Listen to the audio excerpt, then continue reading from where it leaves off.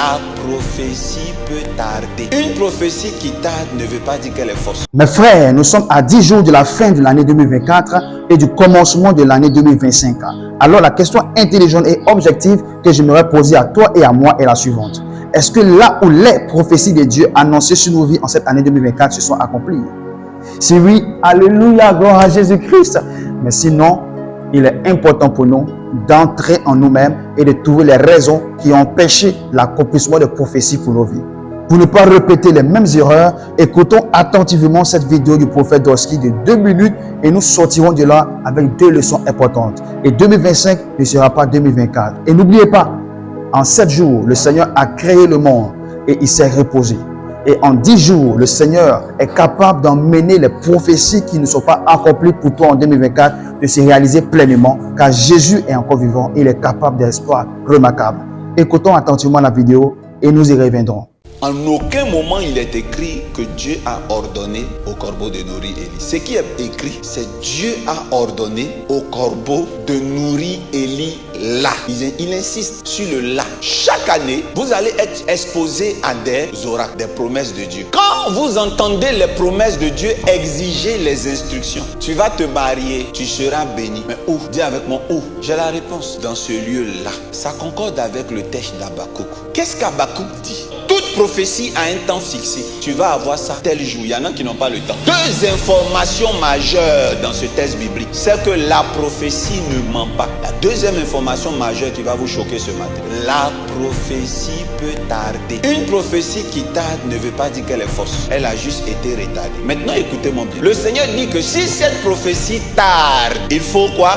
L'attendre. L'attendre où? Sur la tour. Amen. Donc si la prophétie ne s'est pas accomplie et que pour cela tu descends de la tour et que tu vas te promener, tu ne verras jamais cette prophétie s'accomplir. Il y a plusieurs chrétiens en ce moment que la prophétie est en train d'attendre quelque part. Finalement, ce n'est plus eux qui attendent la prophétie. Si vous vous donnez votre propre délai, donnez-vous également le luxe d'avoir le comportement qui correspond à votre délai. Tu ne peux pas venir à l'église, commencer à prier aux côtés d'un homme de Dieu dans l'église, et parce que ça tarde, tu quittes l'église. Sur un arbre, il y a plusieurs fruits, mais qui n'ont pas mûri le même jour. On ne quitte pas l'arbre parce que tout le monde est en train de mûrir avant toi. Le torrent de Kérit est en face du Jourdain. Le Jourdain n'est pas du sable. Le Jourdain, c'est de l'eau comme le torrent de Kérit. Ce qui veut dire que quand ta bénédiction, c'est dans l'église MRI, cela ne veut pas dire que le pasteur à la MRI est le seul du pays. Il y a un en face. Et écoutez-moi bien,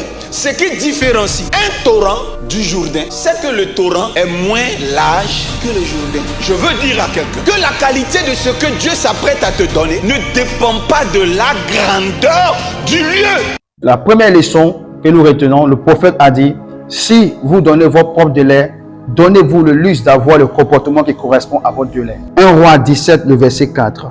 Tu boiras de l'eau du torrent et j'ai ordonné au corbeau de te nourrir là. Le prophète a précisé là. Là. Là signifie le lieu où devait se placer Élie pour recevoir la nourriture de la part du corbeau. Supposons que Élie se trouvait au Jourdain. Les corbeaux seraient toujours dans le torrent et Élie serait toujours au Jourdain sans avoir de la nourriture de façon journalière. Et Élie serait mort. Et les gens qui entendront parler de cette histoire qui ont mené Élie au Jourdain penseront que le Dieu d'Élie n'est pas assez puissant pour faire ce qu'il a dit à Élie. Ne vous trompez pas.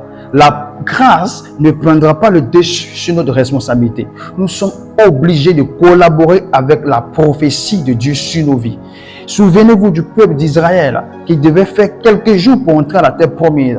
Cependant, la dureté de leur cœur ou leur incrédulité les a empêchés d'avoir accès aussi rapidement à la terre promise. Ils ont passé 40 ans dans le désert. Gardez ceci en mémoire.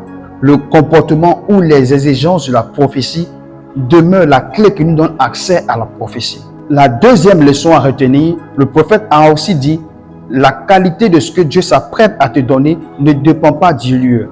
Et moi j'ajoute, cela dépend de ton obéissance et de ta fidélité.